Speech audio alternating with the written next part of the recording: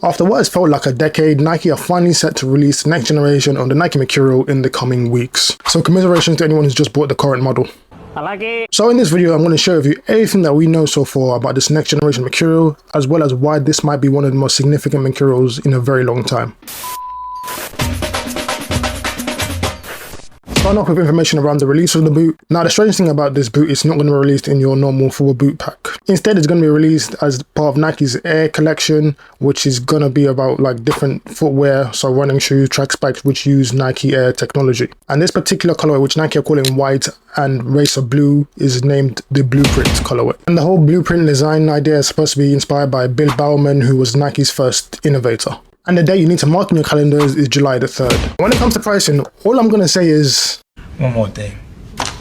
Price of the Mercurial. going up. The Superfly 10 Elite is set to be priced at £265, while the Vapor Elite is set to be priced at £255. As you can see, very cheap. Now, it's yet to be seen whether or not this price increase is only for the launch colorway, as Nike have done with the two previous generations of the Mercurial, or it might just be a standard thing across the upcoming colorways that do come out. And as far as I know, with the launch colorway, it's only going to be the Elites being sold in adult sizes. But there will be takedown versions with later colorways. I just don't know too much about them just yet. Nike laud themselves as innovators and just front runners in the market when it comes to developing football boots, so it's interesting to see how they develop boots from model to model. And the Mercurial is usually the most high spec of Nike's lineup of boots. So from the limited information that Nike have given to us, here's what you're going to see. Firstly, you can say goodbye to Vaporposit Plus, as Nike are getting rid of it in favor of Grip Knit, which we see on the Nike Phantom GX2. Or Lunar 2, whichever one you have. Honestly, for me, this is a welcome change. Vaporposit Plus is good, but Grip Knit is just much better in my opinion. Nike are also introducing onto the Mercurial what they call Atom Knit. And for those who don't know, Atom Knit is just pretty much like a more evolved version of Flyknit. It's thinner, it's lighter, it absorbs less water, and it's actually more breathable as well, according to Nike. And it's widely used on Nike's Alpha Fly running shoes.